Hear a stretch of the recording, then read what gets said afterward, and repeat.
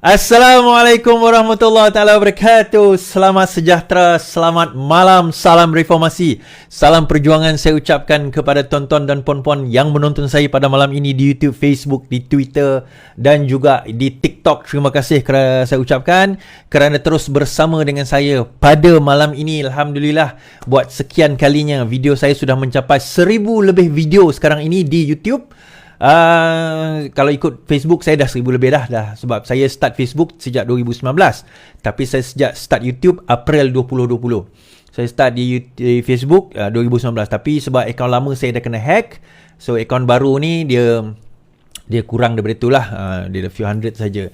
Tetapi overall video saya di YouTube sendiri sudah mencapai lebih 1000 video, 1000 video. Dan majority, I think 80-90% adalah video-video live lah. Video-video live, maksudnya saya dah buat live lebih hampir 1000 video tuan-tuan selama 3 tahun. Yalah 2020 kan, 2020 masuk tahun keempat.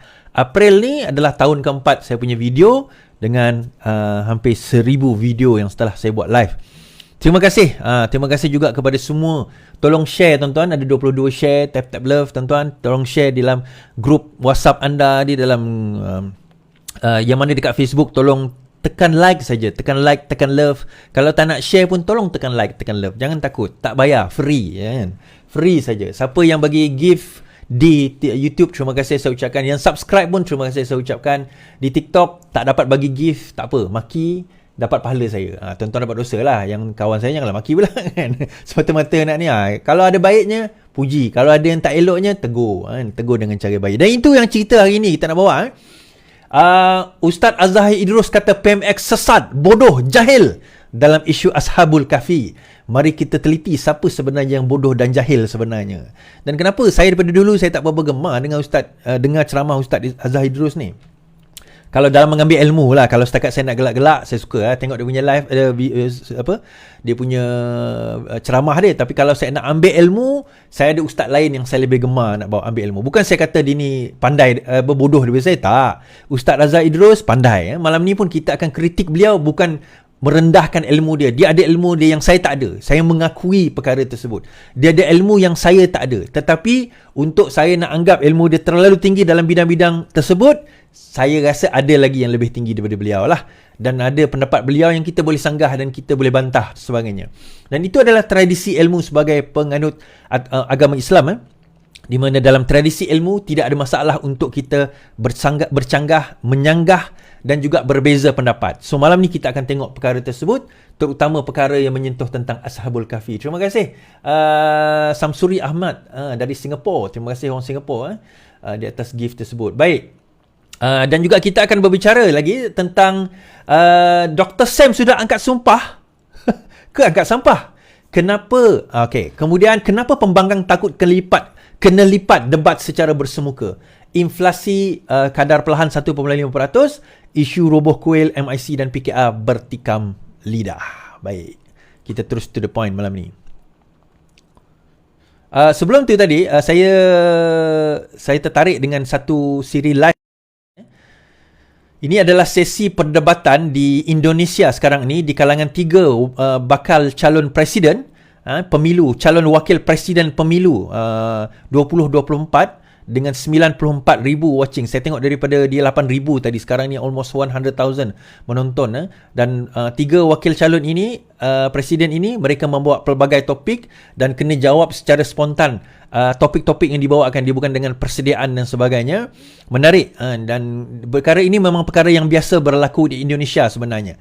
Perkara yang di Indonesia, di mana kalau dalam pemilu ni pilihan raya lah, dalam pemilu memang akan ada perdebatan ini disiarkan secara terbuka. Dan saya harap selepas ini Malaysia pun akan lebih terbuka sikapnya sebegini, terutama dalam menyiarkan perdebatan dan bukannya berselindung di balik nama-nama fake account, nama-nama palsu, tetapi takut bersemuka, takut tunjuk muka. So ni kau pun takut tunjuk muka. Tak, ini muka aku yang betul. Aku tak pakai topeng. See? Aku bukannya Mission Impossible pakai topeng. Inilah muka aku. You get as you are. Nak kutuk muka saya ke, nak hina saya ke, nak hina fizikal saya ke, itu perangai orang PAS. Kita tak ada masalah benda tu tuan-tuan. Pahala buat saya, dosa buat kamu, tak ada isu. Silakan. Free country, kau nak cakap apa? Cakaplah, ada ku kisah. Baik, saya teruskan dengan cerita.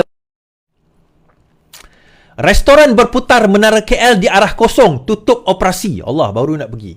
Restoran berputar Atmosfera 360 di Menara Kuala Lumpur telah menutup operasinya selepas diarah mengosongkan premis pada 4 Januari 2024. Menurut notis yang dikeluarkan oleh Mahkamah Tinggi Kuala Lumpur, Menara Kuala Lumpur Sdn Bhd dan pemiliknya Hydro Shopee Sdn Bhd memohon perintah untuk mengosongkan Asian Kitchen Sdn Bhd yang memiliki Atmosfera 360. Ketua Eksekutif Asian Kitchen Sdn Bhd, Ringo Kau di Petik FMT, dia terkejut sebab saja menerima notis itu. Beli Mahkamah Tinggi muncul di restoran kami pagi semalam dan mengarahkan kami tutup dan terdapat ramai pelanggan yang sedang makan pada waktu itu. Sambutan Krismas dan Tahun Baru hampir tiba dan tempahan kami telah dilanjutkan ke tahun hadapan. Jadi kami tiada pilihan selain menawarkan bayaran balik kepada pelanggan kami. Saya berasa sangat tidak berdaya. Saya berharap pihak berkuasa dapat melayan kami dengan adil, katanya. Pengurusi sebelum ini kata Kau telah menjanjikan secara lisan lanjutan penyewaan selama 3 tahun sebelum Hydroscope mengambil alih pengurusan. RM1,5 juta setahun selama 15 tahun. Kau berkata dia akan melakukan tindakan undang-undang berhubung perkara itu. Pengarah urusan Hydroscope Abdul Hamid Sheikh Abdul Razak Sheikh yang seharikatnya telah mengambil alih konsesi penyelenggaraan Menara KL dituduh terbabit rasuah berjumlah 7.5 juta. Hamid didakwa menawarkan RM500,000 setahun selama 15 tahun kepada bekas Menteri Komunikasi dan Multimedia Anwar Musa melalui pengarahnya My Creative Ventures Tan Se Lei. Sogokan itu didakwa untuk mempercepatkan cadangan penjualan saham dan pengambil alihan konsesi daripada Menara Kuala Lumpur. Perjanjian itu dikatakan berlaku sebelum pilihan raya umum ke-15 pada 19 November. Okey, Anwar Musa sekarang ini kes ini berkemungkinan masih lagi berlaku. Okey. Dan buat so perintah untuk arahan untuk mengosongkan bangunan tersebut telah pun mereka dapati dan mereka terpaksa mengosongkan bangunan dan mereka terpaksa memberikan wang balik. Dan skandal ini sebenarnya macam saya kata terbabit sewaktu Anwar Musa menjadi Menteri Wilayah pada waktu itu. Dikatakan beliau menawarkan RM500,000 selama 15 tahun kepada Anwar Musa pada waktu itu untuk mempercepatkan proses. Saya tidak pasti sama ada Anwar Musa didakwa atau tidak dalam kes tersebut. Tidak pasti. Okey, menarik tuan-tuan. Inflasi Malaysia meningkat pada kadar perlahan 1.5% berbanding 1.9% sebelum ini, berbanding 2%, berbanding 3% sebelum ini. Baik. Inflasi Malaysia terus merekodkan peningkatan kadar perlahan 1.5% pada November 2023 dengan indeks mencatatkan 130.9 berbanding 129.0 pada bulan yang sama menurut Jabatan Perangkaan. Ketua Perangkawan Datuk Seri Muhammad Uzar Mahathir berkata peningkatan inflasi ini telah didorong kenaikan perlahan restoran dan hotel sebanyak 4.3%, makanan dan minuman bukan alkohol 2.6% dan kesihatan 2.3%. Selain itu, beberapa kumpulan utama yang menunjukkan peningkatan adalah perumahan, air, gas dan bahan api 1.7% katanya. Beliau berkata inflasi keseluruhan secara bulanan menunjukkan tiada perubahan pada November 23 berbanding Oktober 23 pada 0.1%. Untuk makluman tuan-tuan dan puan-puan juga, akan ada penyelarasan harga baru elektrik. Harga elektrik akan ada penyelarasan harga baru kerana kalau ingat lagi pada Jun tahun lepas kerajaan mengatakan bahawa penyelarasan harga elektrik akan dibuat setiap 6 bulan. So ini dah masuk bulan ke-6 Bulan 12 ini bulan ke-6. Saya jangkakan mungkin selepas Christmas ini akan ada kita dengar ke hari ni. Ada tak hari ni penyelarasan harga elektrik?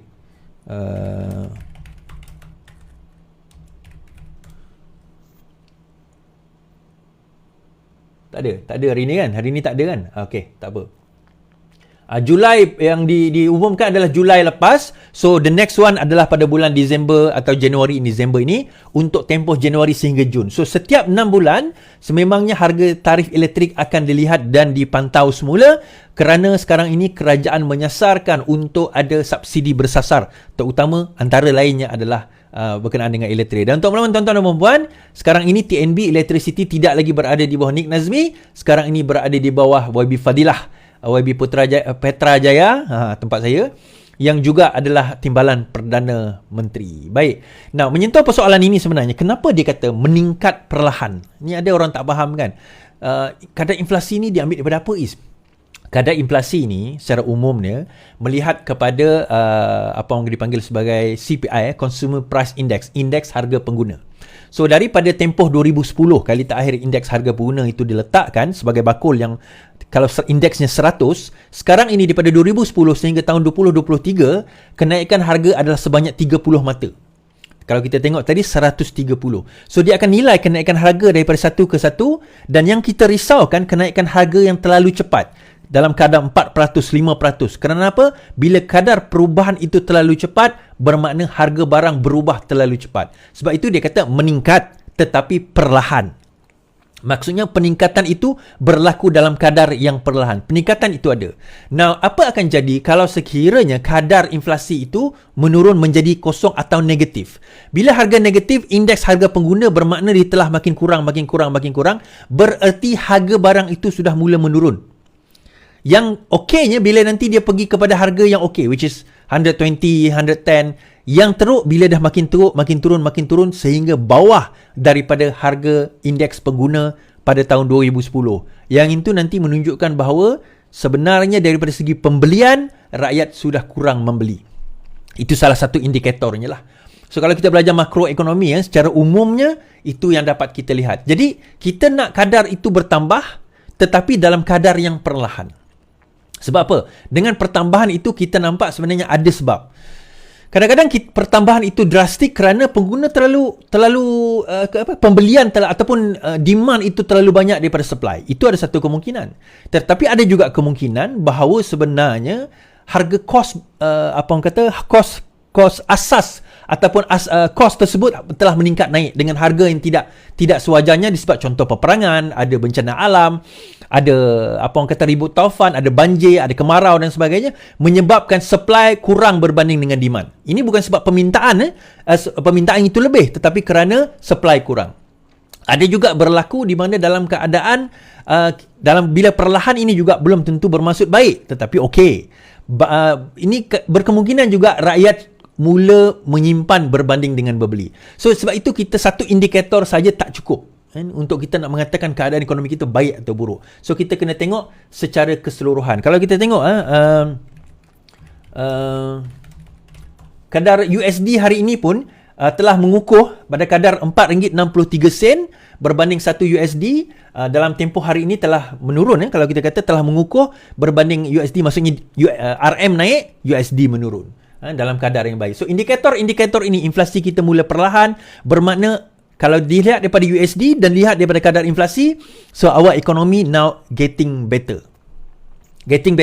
Not yet good, but it's going towards that. Dan kita harapkan perkara ini berterusan dalam tempoh-tempoh masa yang akan datang dengan cara kerajaan mengawal pergerakan harga barang supaya tidak berlaku shock ataupun kerenjatan atau kejutan di dalam harga barang. Macam kita tengok hari tu, seperti bila tak ada tak ada beras umpamanya, ataupun berlaku banjir menyebabkan tak ada telur kan. Benda-benda itu kita nak elakkan. Jadi kita dah berjaya menyelesaikan beberapa perkara yang telah ditinggalkan oleh kerajaan sebelum ini. Habis cerita kat situ. Pemimpin MIC PKR bertikam lidah isu roboh kuil lebih 100 tahun. Timbalan Presiden MIC M. Saravanan menyifatkan langkah Perdana Menteri melantik naib Presiden PKR K. Saraswati sebagai Timbalan Menteri Perpaduan ketika rombakan kabinet sebelum ini sebagai kesilapan besar. Saraswati pula meminta MIC itu agar duduk tepi dan tidak perlu sibuk dalam urusan kerajaan perpaduan. Demikian pertikam lidah dua ahli politik ini berhubung tindakan sebuah syarikat hartanah merobohkan sebuah kuil berusia lebih 100 tahun di kampung railway di Sentul Pasar Kuala Lumpur baru-baru ini. Semuanya bermula apabila syarikat itu setelah mendapat perintah mahkamah meminta pihak kuil Arul Migu Nagaman berpindah dari memberi ruang kepada pembinaan projek Pangsapuri 21 tingkat yang kini giat berjalan. Kedua-dua pihak kemudian mengadakan rundingan namun difahamkan gagal mencapai kata sepakat. Pada 18 Disember, pihak syarikat telah memulakan proses perobohan namun ia tidak dapat diteruskan apabila pemimpin MIC tempatan campur tangan. Ketika itu, Setiausaha Eksekutif MIC AK Ramalingam melawat ke lokasi dan menyatakan rasa terkejut dan kecewa dengan tindakan perobohan. Ramalingam juga mendakwa tindakan syarikat itu tidak adil kerana menurutnya rundingan masih berjalan dengan pihak pengurusan kuil. Dia turut mempersoalkan ketiadaan wakil kerajaan ketika perubahan dibuat. Bagaimanapun, Saraswati dalam satu majlis di Seremban pada hari ini mendakwa kegagalan dua timbalan Menteri Wilayah Persekutuan Pentadbiran sebelum ini, iaitu Saravanan sendiri 2008-2013 dan J. Logan Balamohan 2013-18 adalah punca kuil itu tidak dapat diselamatkan. Isu kuil itu bermula sejak 2007. Saravanan dan Logan Balamohan selaku timbalan menteri gagal selesaikan isu tanah dalam tempoh itu dan menjadi ia semakin berlarutan. Saravanan dalam kenyataan balas mendakwa Saraswati sebagai tidak sesuai untuk berada dalam Kementerian Perpaduan. Saya minta dibaca dulu semula sejarah kuil itu. Isu tanah telah bermula sejak 97. Semasa saya jadi timbalan menteri wilayah, tiada satu kuil pun di Kuala Lumpur dirobohkan. Kuil itu dirobohkan di bawah kerajaan sekarang dan siapa perlu bertanggungjawab? Ini bukan masa untuk tuduh menuduh. Kalau ini perangai timbalan Menteri Perpaduan, maka habislah kementerian itu, katanya. Tidak puas hati dengan kenyataan Saravanan, Saraswati berkata, sidang media pada 20 Disember yang menyerang MIC selaku parti kemudian BN yang berada dalam kerajaan. Saya memberi amaran terakhir kepada MIC agar segera hentikan kerja-kerja boikot terhadap kerajaan.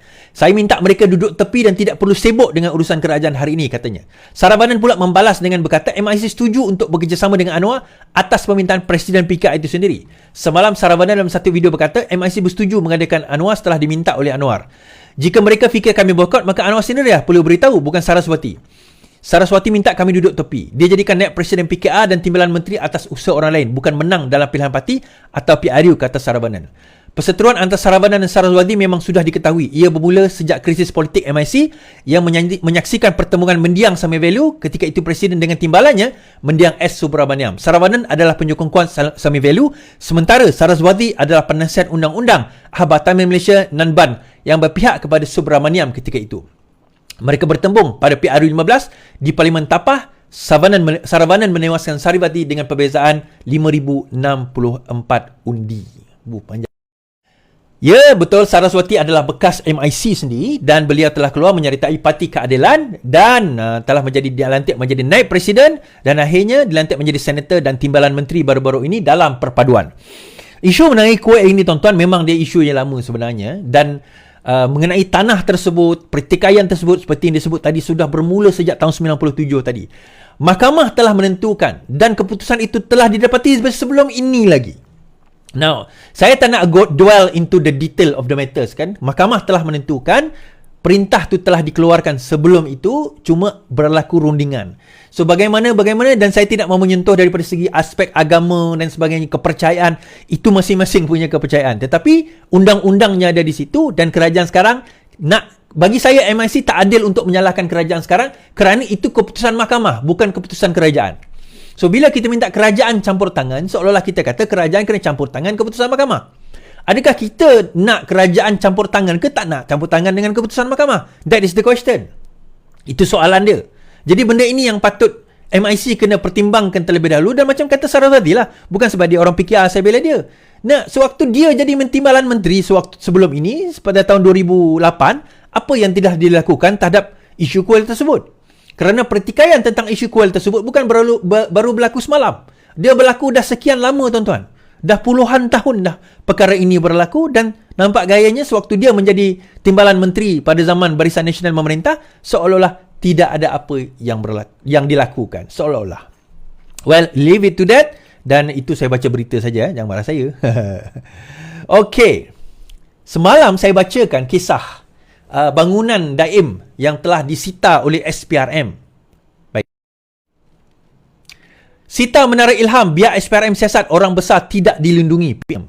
Tindakan SPRM menyiasat dan menyita Menara Ilham di ibu negara membuktikan sistem penguatkuasaan negara ini tidak melindungi sesiapa yang terlibat dalam rasuah, kata Perdana Menteri. Beliau berkata semua pihak hendaklah memahami dan memberi ruang kepada badan penyiasatan itu melaksanakan tugas, termasuk jika siasatan melibatkan individu berpengaruh. Anwar berkata sistem keadilan dan penguatkuasaan khususnya berkaitan integriti mesti menunjukkan contoh dan berani untuk bertindak terhadap perasuah besar. Biar SPRM jalankan tugas dia dan tidak kiralah kedudukan siapa pun. Kalau tidak siasatan terpilih nanti, umum akan kritik ikan kecil saja ditangkap tetapi kepala individu tidak disentuh. Dalam isu bangunan ini dikatakan lebih ratusan bilion. Dia macam ni, tuan-tuan. Apabila Daim dikatakan cuba untuk memohon, diminta untuk declare, declare aset-aset tersebut beliau tak nak declare, menyebabkan ini bacaan saya lah, betul atau tidak kan. Beliau telah menyebabkan SPRM mengambil tindakan menyita bangunan yang ada, dan akhirnya, dan ini yang berlaku, bangunan tersebut disita. So kenyataan daripada Daim belum lagi didapati. Saya tak tahulah, buat setakat ini belum didapati, dan siasatan masih dijalankan. Dia berkaitan dengan apa? Berkemungkinan, ini kemungkinan, kita pun tak ada pendetailan lagi, dia berkaitan juga dengan Tun Mahathir. Ini ada kemungkinan, tapi we have to see. Directly or indirectly nanti dia akan ada kaitan dekat situ. Kita akan lihat bagaimana Daim tu sendiri nanti akan ada kaitannya, perkaitannya dekat situ.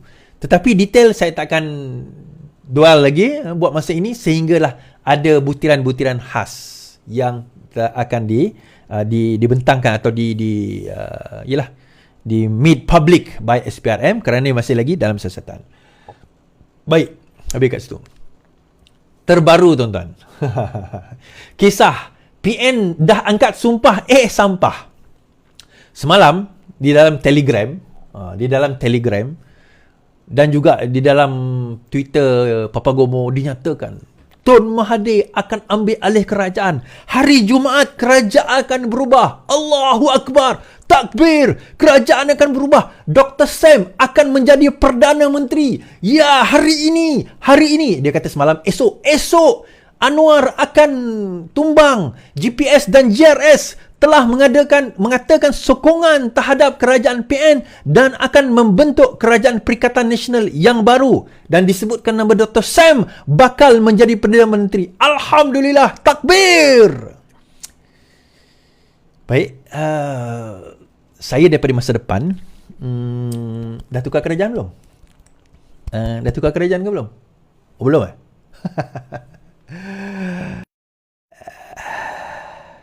Kesian. Ada yang percaya gorila ni ke? Pukul berapa nak masuk Istana Takeshi? Papa Gomo kempen negara beriman kena sindir. Papa Gomo yang kini menjadi pujaan penyokong berani mati PAS dihujani sindiran susulan muat naik poster negara baharu, negara beriman penuh taludan di laman X pukul 4.26 pagi tadi. Tentera Cyber Pembangkang Berkenaan dalam catatan ringkas itu menulis, terima kasih Tun Mahathir dan Kebangkitan Islam memimpin dunia. Dia juga meninggalkan 4 tanda pagar hashtag negara baharu, negara beriman, penuh tauladan dan reset bond. Tidak cukup itu, poster yang dilampirkan pula terpampang ungkapan insya-Allah misi kita bersama 2024 1445 Hijrah. Rata-rata warganet menyela dan melontarkan komentar sinis berhubung niat apa yang dilihat mahu menumbangkan kerajaan mana ni pimpinan Datuk Seri Anwar Ibrahim pada hari. So pada masa itu ada juga mesej saya, benarkah kerajaan tumbang? Saya kata, korang ni yang tu pun korang nak percaya kan? Ada lencun. Tuan-tuan, lencun pengikut PAS kena kencing tuan-tuan. Lencun. Saya budak yang ada satu budak tu dia tweet tau dalam X, dia tweet. Dia kata itulah walanon semua akan menangis esok hari. Saya tengok tweet tu dah tak ada, dia dah delete. Ada hashtag tuan-tuan, boleh tak kita buat hashtag PAS kencing. PAS kencing. Boleh tak tuan-tuan Hashtag PAS kencing. Come on tuan-tuan, hashtag PAS kencing. Tolong share 71 orang je. Kita target 200 orang, boleh tak? Tolong tap-tap plus 100,000. PAS kencing, boleh tak tuan-tuan? Hashtag PAS kencing. PAS kencing. PAS kencing. Allah, 150 kursi. Dah jadi kerajaan. Dah dapat jawatan. Tiba-tiba ada seorang yang penuh keyakinan daripada bos dia yang kalah hilang deposit kepada orang Perikatan Nasional di Langkawi. Tiba-tiba mengatakan akan tukar kerajaan. Hashtag PAS kencing. Kenapa PAS is bukan PN? Kita kata PAS kencing. Sebab dia nak PAS beria-ia nak letak Dr. Sam tu. Dia punya rakyat hari ni tuan-tuan. Dia punya rakyat. Dia punya pengikut. Dia penganut PAS. Saya tak panggil pengikut dah. Saya panggil penganut dah. Sebab penganut ni tuan-tuan, dia dah macam satu agama tu. Percaya dia tu buta tuli gila. Apa saja pemimpin dia kata dah kira macam bawah sikit daripada wahyu dah lah. Dah kira macam satu bawah sikit je daripada wahyu. Tu je. Nasib baik tak jadi wahyu. Semuanya macam dianggap tu dah macam decree daripada Tuhan dah. Ini Allah kata dalam Al-Quran kan, tidakkah kamu mengambil rahib-rahib kamu sebagai Tuhan kamu. Pas kencing, satu kataan. Kan? Kencing, lencun pemimpin PAS mengencing pengikut-pengikut. PN yang mengencing pengikut-pengikut dia. Lencun, tuan-tuan. Menyentuh soal lencun ini saya nak cerita juga. Cyber trooper PN dan juga pembangkang yang ada sekarang ini. Dia punya sembang kencang, tumbang pokok, tuan-tuan. Dia punya sembang tu macam dia terpaling hebat, terpaling pandai, terpaling ekonomi, dia kalau pegang kuasa, kali tengok kena kencing lagi, tuan-tuan. So, bila Rafizi hari tu menjemput yang bodoh viral tu, YB viral tu, untuk pergi buat live. Jom kita jangan berselindung di balik digital, datang ke podcast kami, kita buat podcast debat bersemuka. Dia kata apa? Oh, ini kata nak debat sekali buat podcast bersemuka, dia tak berani. Hari ni dia pergi jual kacang, kawan saya kata. Saya tak tengok live dia lah kan. Dia kata dia pergi jual kacang. Hashtag pada dia, pas kencing. Hashtag Y yang bacol. Hashtag yang bacol. Hashtag yang bangang. Yang bangang viral. Hashtag yang bacol viral. Boleh tak? Meroyan orang PAS malam ni, tuan-tuan. Meroyan orang PN malam ni. Marah dia orang, maki. Bila kita nak tukar, kita dah kena kencing. Bila dia ajak berdebat, akhirnya mereka takut kena tengih. Tak berani, tuan-tuan. Menteri offer. Bukan senang menteri offer. Zaman kami dulu nak harap menteri offer. Jauh panggang daripada api. Ulasan. Ini daripada Syukri, Syukri Razab. Roh neh. Pembangkang takut kena tengih. Unik dan luar biasa apabila seorang menteri utama kerajaan menyediakan gelanggang dan menjemput para pengkritik untuk menghentam beliau secara berdepan dalam sebuah program yang disiarkan secara langsung. Sepatutnya 8 Januari akan datang menyaksikan hero Melaya Perikatan Nasional yang menjadi pemberani pertama untuk mencabar Rafizi dalam siaran podcast yang dinamakan sebagai YBM yang bakar menteri. Mengapa langkah Rafizi ini pelik dan unik? Mengimbau karakter pemain politik Malaysia, debat merupakan stunt yang sering menjadi senjata paling ampuh bagi pihak pembangkang atau pengkritik kerajaan. Namun, pantang ada gerak-geri kerajaan yang nampak goyang, pasti akan muncul cabaran debat terbuka dari pemimpin pembangkang. 5 jari cukup untuk mengira bilangan pemimpin kabinet kerajaan sebelum ini yang pernah menyebut ajakan debat pembangkang secara terbuka. Tetapi langkah Rafizi telah menterbalikkan tradisi. Salam perdebatan dimulakan oleh pemimpin kanan dalam kabinet kerajaan. Melihat kepada lenggok bahasa pejuang maya Perikatan Nasional sepanjang tahun, pemerintahan kerajaan perpaduan boleh dijangkakan yang mereka pasti akan berebut untuk tampil dalam gelanggang yang dibuka oleh Rafizi ini. Namun, inilah peluang terbaik untuk menghujat Rafizi dengan dalil-dalil bernas mereka dan mengkalungkan Rafizi sebagai Menteri Ekonomi paling gagal seperti yang mereka selalu katakan. Tetapi ajaibnya, tuan-tuan, sehingga hari ini 22 Disember masih belum ada perkabaran daripada gombolan tentera maya Perikatan Nasional yang berani hadir. Panglima Maya Nasional yang berani hadir, yang gagah, yang dikenali sebagai YB Viral juga mengelak untuk hadir dengan alasan yang cukup lemau, tuan-tuan. Beliau berselindung di balik alasan yang beliau mahukan debat dan bukannya sembang podcast. Walhal, kalau beliau betul seorang yang pemberani kerana benar, apa juga platform yang ada, pasti beliau akan gunakan untuk ajar menteri seperti Rafizi secara berdepan. Alangkah ruginya di saat ada pemimpin kerajaan bersifat terbuka dengan persaingan idea secara matang, pasukan pembangkang pula bergerak undur ke belakang. Amat malang negara kita jika bala pembangkang hanya mampu baling batu sembunyi tangan. Pembangkang bersorak sarai meraihkan kepuasan nafsu fitnah dan tohmahan dari kepompong mereka sendiri sahaja. Saya percaya inisiatif Rafizi ini akan membuka mata rakyat terhadap perilaku tentera maya Perikatan Nasional yang hanya gemar mencipta pembalahan dengan fitnah dan pembiasakan fakta, tetapi bacol, tetapi dayus, tetapi bangang dalam nak berdepan dengan menteri itu sendiri dan menyoal secara bersemuka. Kerana apa? Kalau mereka datang, saya sendiri pun akan datang dekat situ juga. Dan saya harap Rafizi bagi saya ruang untuk tanya soalan kepada mereka juga. Macam. Ayo Bala Tentera Perikatan Nasional, munculkanlah panglima terhebat kamu untuk berdepan dengan Rafizi. Atau mungkin juga Bala Tentera Pembangkang telah mengambil pengajaran daripada pengalaman YB Bacok pada 9 Ogos lalu. Roh, neh, tersilap langkah nanti kena tenye. #PasKenjing. #PasKenjing. Lencon korang kena kencing dengan pemimpin korang sendiri. Dalam maya, belakang, depan kamera. Huha, hebat, pumpang. Ajak debat bersemuka. Takut tuan-tuan. Iswardi macamlah kau berani sangat. Search nama saya Iswardi Debat YB GPS dekat dalam YouTube. Saya bersemuka dengan YB pada tahun 2019 di depan wakil dan juga penyokong-penyokong YB itu sendiri. Tak ada hal tuan-tuan. Kita daripada Parti Keadilan, kita lahir, kita dibesarkan. Itu adalah naratif dan neraca dan juga tarbiyah kita selama ini. Kalau kita berada di pihak yang benar, apa yang kita takutkan? Bersemuka lah. Kenapa takut bersemuka? Kenapa bacol? Nampak gayanya? Pemimpin kena kencing. Sebab apa tuan-tuan? Kenapa apa? Kalau kita tengok dekat parlimen tu sendiri. Saya nak tanya tuan-tuan. Tuan-tuan pernah tengok parlimen kan? Live. Dia ada buat live sekarang ni. Siapa pembangkang yang betul-betul ada pemikiran yang kritis?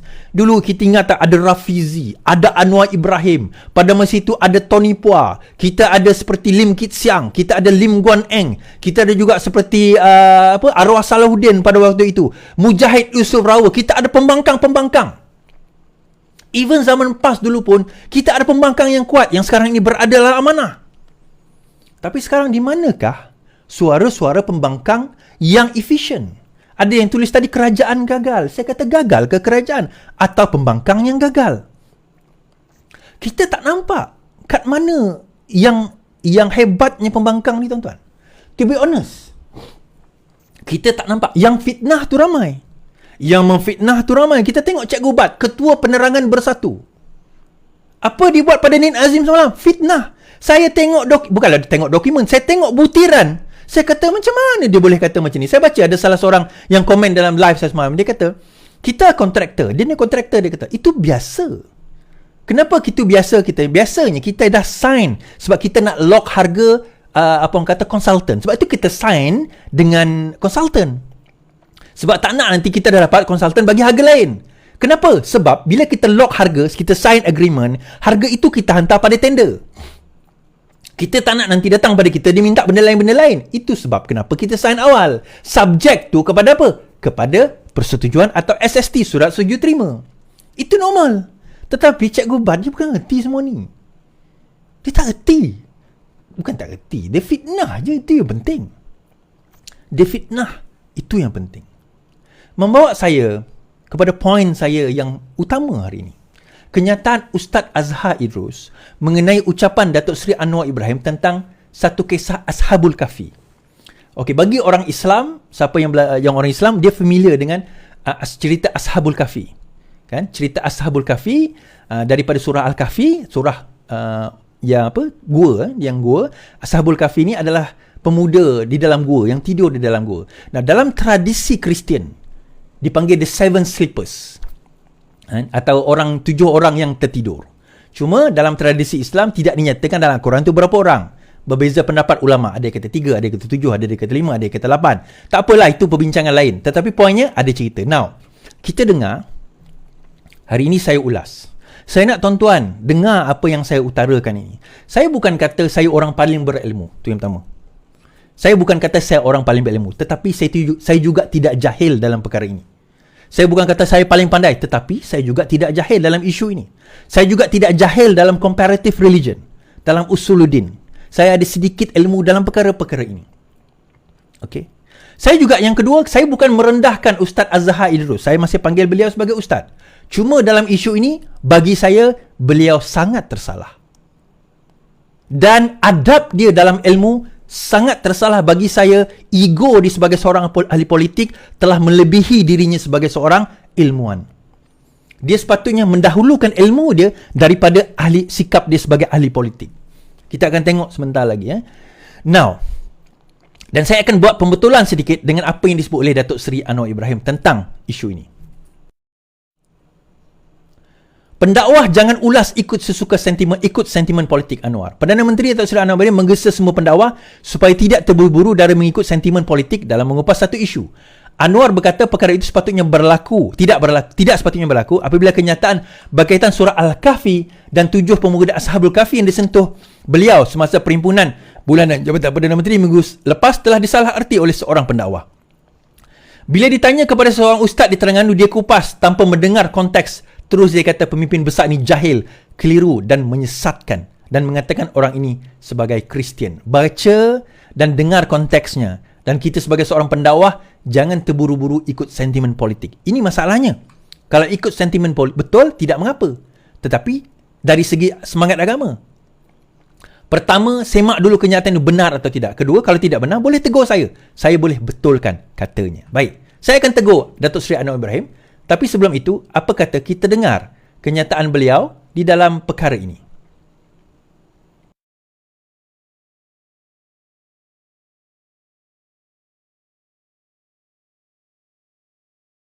Allah menyebut dalam Quran, akan aku ceritakan kisah yang sebenar.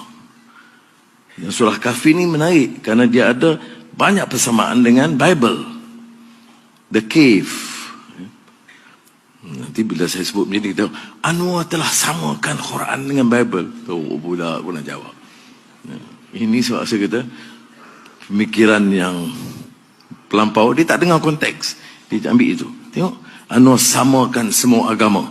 Oleh demikian tidak boleh diterima sebagai pemimpin negara ini. Baik. Baik. Tetapi yang saya sebut dalam Cave, ke mana ada sejarah? Kerana sebenarnya sejarah dalam cerita Cave, Kahfi itu zaman Kristian. Tetapi diberikan nilai yang baik bahawa ada pemuda-pemuda masa itu Kristian. Jangan lupa. Kadang-kadang, tapi kalau saya kupas begini, orang Kristian kan senang kan? Kita gunakan dalam Quran kisah sejarah di zaman Nasrani, di mana anak muda itu diselamatkan kerana prinsip mereka yang kental. Akan kuceritakan kisah sebenarnya. Apa cerita sebenarnya? Innahum fityatun amanu bi rabbihim wa zidnahum huda. Anak muda dengan keyakinan mereka, dengan iman mereka, Allah tambah petunjuk kepada mereka. Mengapa? Kerana ini soal nilai, soal prinsip. Dia tidak terpukau dengan kuasa dan kezaliman dan penindasan dan penipuan porak-poranda di luar. Dia pilih untuk selamatkan diri mereka kerana terpahat dalam hati sanubari mereka. Apa dia terpahat? Warabatna ala qulubihim. Terpahat di hati sanubari mereka. Hanya keyakinan dan kekuatan Allah yang menjadikan langit dan bumi. Saya dah tengok kalau jaki mangguk, saya selamat. Baik. Jadi terpahat di hati sanubari mereka bahawa yang kuat, yang berkuasa itu sebenarnya Allah. Mana ini soal nilai, kita tekankan. Sebab tu bila saya sebut dalam Madani ini, ya pertumbuhan ekonomi, transformasi digital, energy transition, itu semua penting. Kerana kalau tidak kita bicara ini tentang nilai, kemudian tidak lakukan kerja, kita akan ketinggalan. Kita menang dari segi nilai, kalah dari segi teknologi dan transformasi digital. Jadi kita harus kembangkan keduanya. Tetapi mendasari itu semua adalah sistem nilai. Nilai ini dimulakan dari perpadi. Bukan nak mengutuk orang lain. Kamu harus baik. Kamu harus jangan rasuah. Ya. Tapi aku kumpul harta dah 100 juta. Kamu jangan rasuah. Kamu mesti hidup sederhana. Kurangkan makan gula. Itu saya sebut.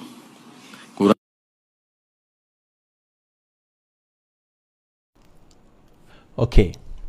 Now, Datuk Seri Anwar ni yang menyebut tentang perkara ini. Tuan-tuan dah tengok, jadi kita akan tengok ulasan daripada Ustaz Azhar Idrus. Now, yang pertama komentar saya, dia kata dia menyebut bahawa ini berlaku pada zaman Kristian. kisah Ashabul Kahfi ni. Jadi kita akan tengok perbahasan daripada ulama-ulama tafsir mengenai perkara ini dan juga ulasan daripada ustaz-ustaz. Ini bukan saya cakap. Saya cuma menukilkan pandangan-pandangan mereka. Baik. Tapi yang saya tegur sikit, mungkin bagi saya perkara ini adalah sabkul lisan Datuk Seri Anwar Ibrahim lah, mungkin. Bahawa dia kata perkara ini juga ada di dalam Bible. Okay, cerita Ashabul Kahfi ni ada di dalam Bible. Jawapannya sebenarnya Datuk Seri Anwar Ibrahim tak ada. Kisah The Seven Sleepers ataupun 7 orang yang tidur ini tidak ada di dalam Bible. Tetapi kisah-kisah ini ada di dalam banyak naratif atau banyak kisah di dalam di Rom, di Parsi, di banyak budaya. Tetapi dalam Bible itu sendiri tak ada. Termasuk pada waktu itu Kristian memang pergi sampai ke Rom. Dan dikatakan kisah Seven Sleepers itu berlaku pada zaman Roman, pada zaman Rom tersebut. 7 orang ini berlaku pada zaman Kristian sudah sampai ke Rom. Itu ada perbincangan dan perbahasan. Tetapi overall sebenarnya, yang Datuk Seri Anwar Ibrahim, kalau kita tengok yang beliau ucapkan adalah tentang apa? Nilai. Datuk Seri Anwar Ibrahim membawa kisah itu untuk kita tengok pengajarannya. Tetapi bak kata pepatah Cina lah. A wise man points to the moon, but imbeciles examine the fingers. Orang bijak ni menunjuk ke arah bulan supaya kita menilai dan melihat bulan dan keindahan bulan. Tetapi orang bodoh, dia tengok jari kita. Dia bukan tengok bulan, tapi dia tengok jari kita. Itu pepatah Cina.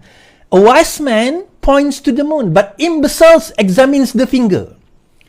Datuk Seri Anwar Ibrahim duk menilai, mengambil kisah Ashabul Kahfi ini untuk menyatakan akan nilai pemuda itu yang berani menentang korupsi, menentang penyesatan, lari daripada kesesatan untuk menyelamatkan akidah mereka. Itulah nilai pemuda. Kenapa disebut pemuda? Kerana pemuda ni biasanya ialah bersemangat nak ikut dan sebagainya. Tetapi ini pemuda yang benar-benar mementingkan iman daripada kebendaan, daripada kesesatan. Jadi itu nilainya.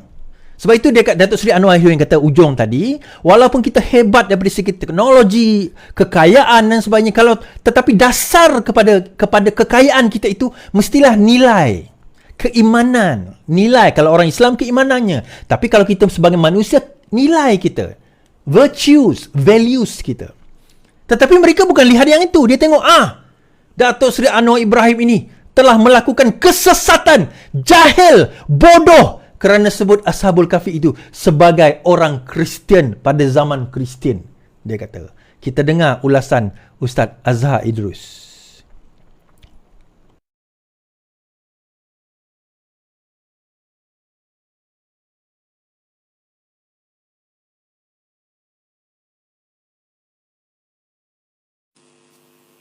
Ada seorang pemimpin negara kita mengatakan bahawasanya Ashabul Kahfi beragama Kristian. Betul atau tidak Ustaz? Mohon penjelasan. Mohon penjelasan pula dah. Seorang pemimpin dia kata sebut bahawasanya Ashabul Kahfi ni beragama Kristian. Inilah yang Nabi pesan ni. Yang Nabi nak suruh kita jaga sangat ni. Selama ada ulama, kita dekatlah dengan ulama. Kejar ulama. Duduk sama dekat dia. Alaikum bimajalisil ulama. Selalulah kamu duduk dalam majlis ulama. Apa? Nanti dah tak ada ulama, orang akan ikut orang jahil. Ini contoh ni. Ashabul Kahfi itu orang beriman, orang mukmin. Dia kata kafir, Kristian. Kristian tu agama baru, kafir laknatullah. Faham? Mengkafirkan pemuda Ashabul Kahfi. Sesat tak? Kalau orang percaya ke dia, sesat tak? Ini yang dikatakan pemimpin-pemimpin jahil yang nak menunjuk pandai. Kerana apa? Kerana kita sudah tidak herakan alim ulama. Nampak? Inna Allah yaqbidul ilma biqabdil ulama. Nabi kata jaga. Allah Ta'ala ambil ilmu kamu dengan matikan alim ulama. Akhir tinggal siapa? Bila tak ada ulama, tinggal orang jahil. Faham? Nabi kata ittaqazan nasu ru'usan juhala. Bila dah tak ada ulama, orang tak peduli lagi ulama, orang ramai akan ambil pemimpin itu orang yang jahil, orang bodoh jadi pemimpin. Bila dah orang pemimpin ni orang bodoh, orang jahil jadi pemimpin, mereka bercakap tak? Bercakap dalam TV, bercakap dalam internet, bercakap dalam radio, bercakap luar negara, bercakap dalam negeri. Dah dia pemimpin. Faham? Pasu ilu, lalu orang tanya macam-macam, orang suruh dia bercakap. Fa'aftau bi ghairi ilmin. Nabi cerita ni, lalu dia bercakap tanpa ilmu. Macam ni, tak ada ilmu ni. Bila dah bercakap tak ada ilmu, rakyat semua dengar, fadallu wa adallu, maka pemimpin ini sudah sesat dan dia menyesatkan pula rakyat yang percaya kepada dia. Jelas lagi? Ini ayat Quran. Ashabul Kahfi ni siapa? Pemuda-pemuda yang beriman dengan Allah. Allah sebut dalam Quran, innahum fityatun amanu bi rabbih. Betul tak? Innahum fityatun amanu bi rabbihim. Sesungguhnya Ashabul Kahfi ini adalah orang-orang muda, pemuda yang beriman dengan Allah. Mereka tidak menyeru selain daripada Allah. Kristian lain, 3 Tuhan. Tuhan besar, Tuhan Nabi Isa, Tuhan Ruhul Kudus. 3 dalam 1. Trinity, Kristian, duk di cross. Kafir. Dah. Faqalu rabbuna rabbus samawati wal ard. Dalam surah Al-Kahfi, pemuda-pemuda dalam gua Ashabul Kahfi berkata lagu mana? Tuhan kami bukan berhala yang kamu sembah. Tuhan kami adalah Tuhan yang menjadikan 7 lapis langit dan bumi. Wala nada'u min dunihi ilahan. Kami tidak menyeru selain daripada Allah sebagai Tuhan. Ashabul Kahfi Kristian, kok mana mu sesat? Nampak? Hati-hatilah. Inilah ujian kita di akhir zaman. Naiknya pemimpin-pemimpin yang menyesatkan manusia daripada jalan Allah.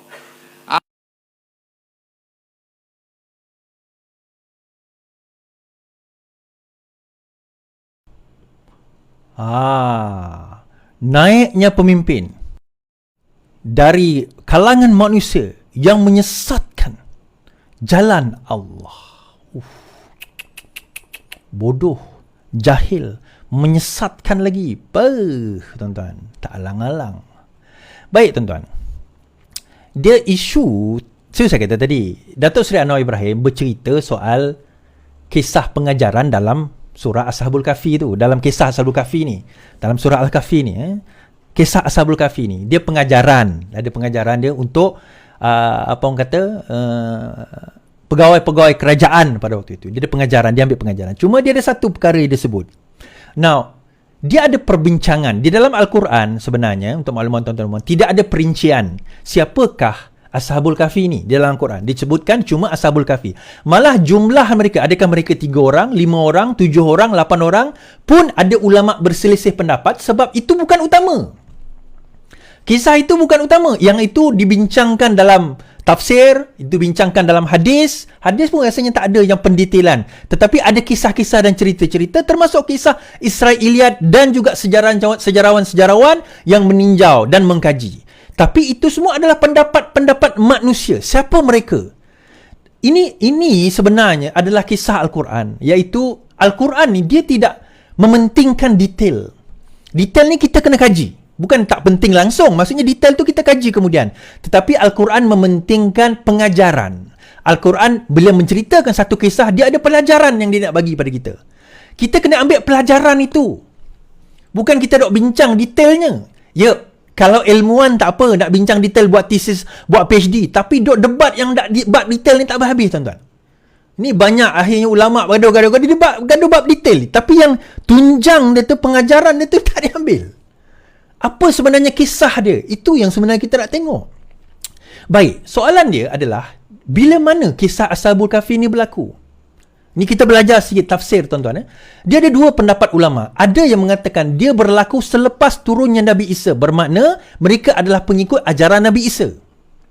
Ada pendapat mengatakan bahawa mereka ini, kisah ini berlaku sebelum turunnya Nabi Isa. Mereka adalah kaum Yahudi yang pada sebelum turunnya Nabi Isa, yang mengikut ajaran Tauhid. Nah, pengikut ajaran Nabi Isa juga adalah pengikut agama Tauhid. Okey? Dan saya bawa, bukan saya cakap, kita dengar pendapat daripada mufti, daripada kenyataan mufti wilayah. Ada yang bila dinyatakan ini, dia kata, alah, mufti wilayah memanglah sebab dia dibayar oleh kerajaan, dia mufti kerajaan. Statement ini ditulis pada tahun 2016. Datuk Seri Anwar Ibrahim belum jadi. Baik, kita baca. Irsyad Al-Hadis siri ke-50, kisah dan bilangan Ashabul Kahfi.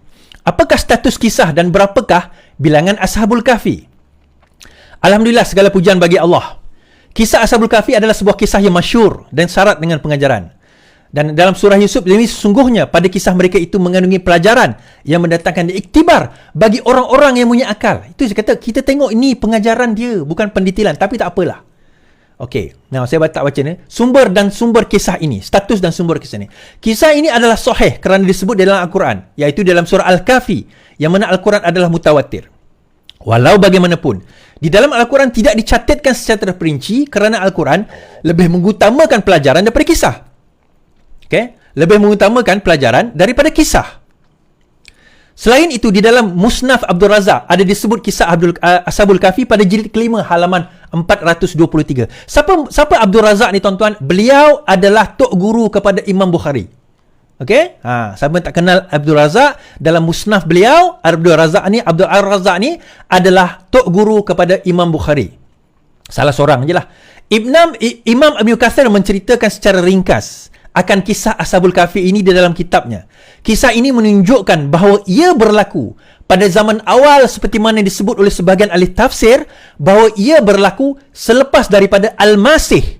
Dan pada waktu itu mereka, iaitu kaum Ashabul Kahfi, adalah Nasrani. Now, perbincangan ulama, adakah Nasrani ini yang percaya kepada Trinity atau tidak? Kalau kita tengok dalam Al-Quran pun, even pada waktu itu, pada zaman Nabi Muhammad, di mana ada di kalangan orang Kristian yang percaya kepada Trinity pun, masih lagi dipanggil dengan gelaran Nasrani. Jadi adakah mereka ini dalam golongan yang percaya Trinity atau tidak? Itu bukan persoalan dia. Tetapi mereka, menurut Ibn Kathir, siapa tak kenal Ibn Kathir, mazhab Syafi'i, baik kau jangan ngaku kau mazhab Syafi'i, mereka ini berada selepas turunnya Nabi Isa, dan mereka mengikut ajaran Nabi Isa. Mereka adalah Nasrani. Ini tafsir Ibnu Kathir. Apa yang nyata bahawa kaum yang mereka tinggalkan adalah musyrikin daripada Allah, dan mereka menyembah berhala. Panjang di mana Al-Bidayah wal Al-Hinayah jilid 2 muka surat 114. Macam saya kata tadi, bilangannya ada yang kata 3 orang, ada yang kata 5 orang, ke-4-nya anjing, ke-6-nya anjing, ada yang kata 7, ke-8-nya anjing. Itu berbeza-beza pandangan. Baik. Now, kisah disebut di dalam Bible. Dia tak ada dalam Bible, tetapi kisah The Seven Sleepers ni memang disebut dalam budaya tradisi Christianity, tetapi ceritanya tidak disebut di dalam Bible. Tak ada kisah tu dalam Bible macam dalam Quran. Dan dikatakan kisah ini berlaku sekitar 250 CE. Maksudnya selepas Masihi lah, 250. Pada tahun 250. Nabi Muhammad SAW 600 lebih. Ini berlaku 250 pada zaman selepas Kristian. Tetapi Ibnu Kathir, yang ini tak dinukilkan pula oleh pejabat mufti tadi. Kalau kita tu baca tafsir Ibnu Kathir, saya ada tafsir beliau, yang ni tafsir dia mengatakan, ada pendapat ulama mengatakan bahawa dia kena load, tak apa. Ada pendapat ulama mengatakan bahawa ayat ini, it seems that they live before the time of Christianity altogether, because if they had been Christians, kalau mereka Kristian, and because if they had been Christians, the Jewish rabbis would not have cared about preserving because of their differences. So Ibnu Kathir di dalam tafsir beliau pada muka surat 18 dalam surah Al-Kahfi, dalam tafsirkan surah Al-Kahfi, terjemahan English, bahawa ada setengah mufassirin mengatakan mereka wujud selepas Kristian. Ada mengatakan mereka wujud sebelum Kristian. Tetapi itu tak penting. Tetapi maksudnya ada pendapat. Kemudian kita kena faham juga bahawa Kristian 300 tahun selepas Nabi Isa, sehingga pada zaman the Council of Nice, macam mana nak eja? Macam mana nak sebut? Okay, the Council of Nicaea. The Council of Nicaea. Apa itu Council of Nicaea is? Apa kaitannya dengan Christianity? Council of Nicaea ni menyebabkan ada Christianity modern sebagaimana ada, dan dia mengikut pendapat sejarawan berbeza dengan sebelum Council of Nicaea ini berlaku pada zaman 300 tahun pertama, dan mereka ni Ashabul Kahfi ini berada 300 tahun yang pertama sebelum Council of Nicaea ini bersidang, dan peristiwa ini dikatakan berlaku di area pada zaman Roman. Okay, now kisahnya apa tuan-tuan? Pendetailan sebegini, kisah sebegini, pendetailan sebegini sebenarnya tak berapa penting, kan? Tak berapa penting. Dia perbincangan akademik. Okay, ini tafsir tadi. Dia perbincangan akademik. Oh, tak penting apa is, melibatkan perbezaan pendapat. Akidah apanya? Ini Ibnu Katsir sebut. Ibnu Katsir yang sebut, tuan-tuan. Dan kalau kita baca daripada Yadim sendiri, kan, pandangan-pandangan ini banyak sebenarnya.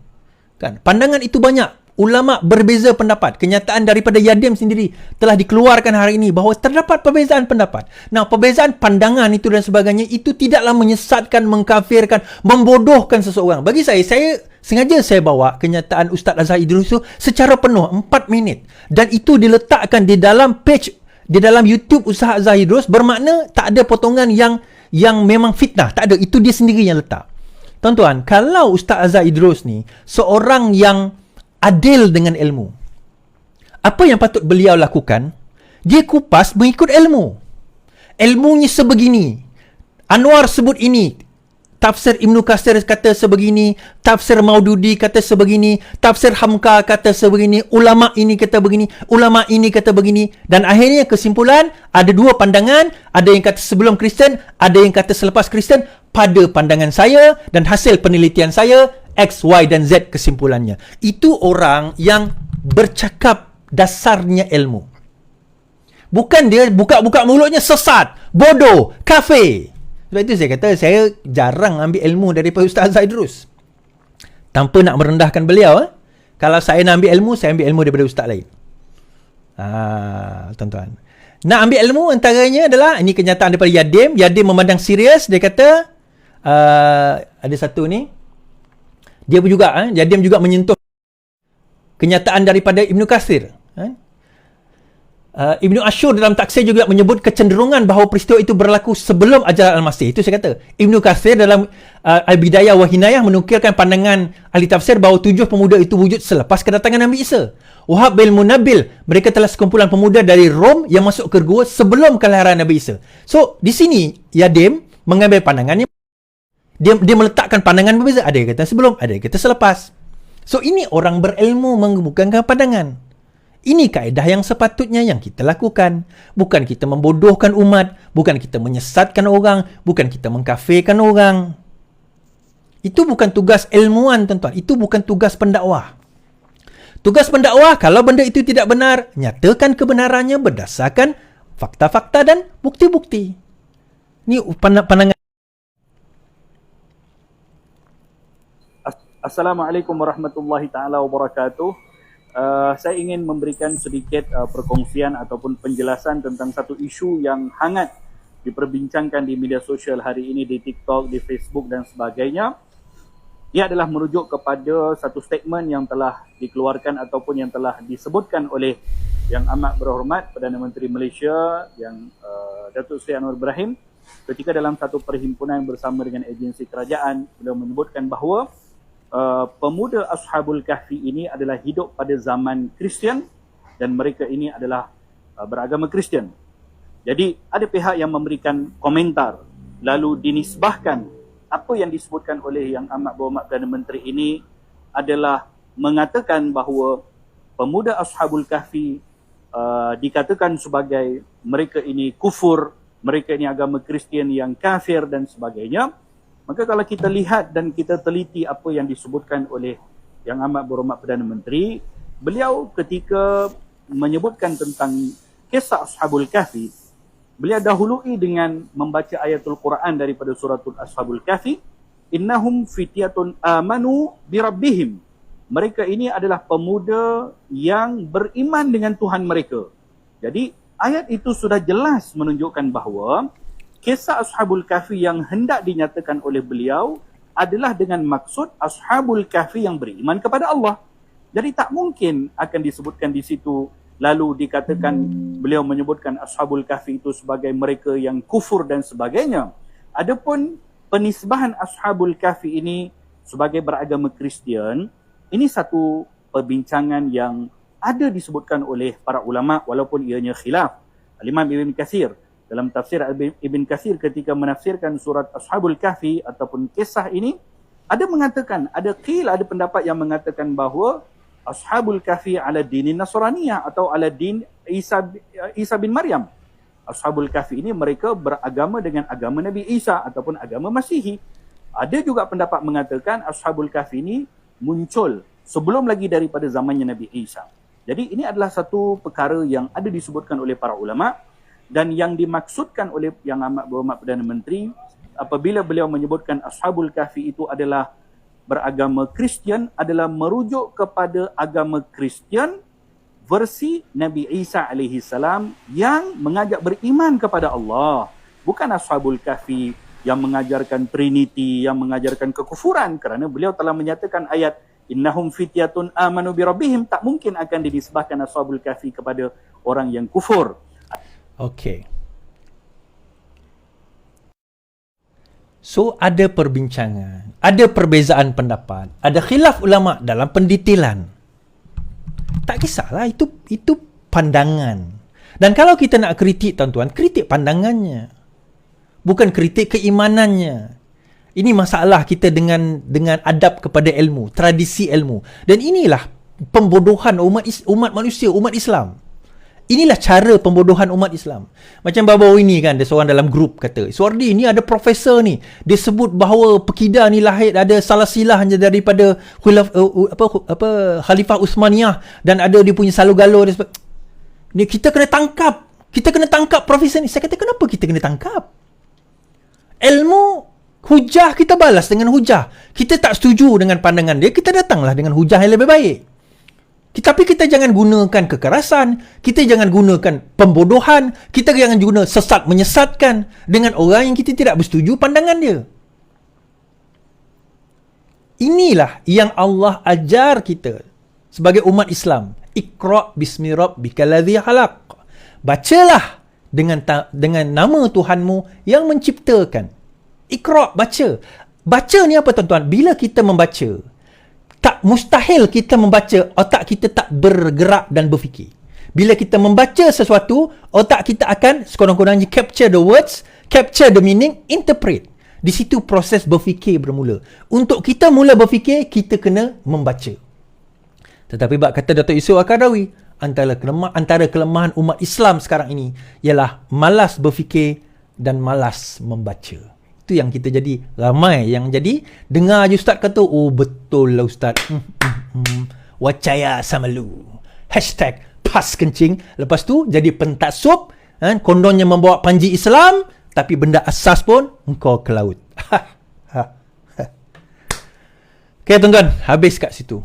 Ini perbincangan teologi sebenarnya kan. Bagi saya tak payahlah kita nak panjang-panjangkan benda ni, kafir mengkafir, jahil menjahil dan sebagainya. Itu pandangan Datuk Seri Anwar Ibrahim. Kita tak setuju, bawa pandangan yang berbeza. Tetapi bukan membodohkan. Dan dia kata, pergilah, berdampinglah dengan ulama. Tuan-tuan, kat depan Datuk Seri Anwar Ibrahim tu, Menteri Agama dari JAKIM. Apa, JAKIM ni tak ada ulama ke? Kan, JAKIM tu tak ada ulama ke? Yang ada PhD dan sebagainya. Ramai kat situ. Saya belum bawa lagi pandangan Dr. Hafiz. Berkenaan dengan perkara ini, Dr. Abdul Hafiz Salihuddin, PhD lah agama. Kan? Tuan-tuan boleh tengok sendiri lah. 5 minit dia punya ucapan. Saya tak nak bawa lah dia punya tu. Tuan-tuan, kesimpulan dia. Saya bawa live adalah untuk kita, bagi saya, live saya ni saya nak membijakkan umat manusia. Saya nak umat manusia menjadi orang yang bijak dan berfikir. Kita jangan jadi pentaksub. Jangan jadi pentaksub Anwar Ibrahim. Jangan jadi pentaksub Iswardi. Jangan jadi pentaksub Hadi Awang. Jangan jadi pentaksub Parti PKR. Jangan. Kita jadi orang yang belajar. Orang yang mengkaji. Kita taksub kepada kebenaran dan kita taksub kepada ilmu. Kita taksub kepada kebenaran, dia kata kita sentiasa mengkaji dan belajar. Dan jadilah orang yang sentiasa nak belajar. Dan kalau kita benar ikhlas dengan kebenaran, insya-Allah kita akan jumpa kebenaran tersebut. Baik, sekian saja daripada saya.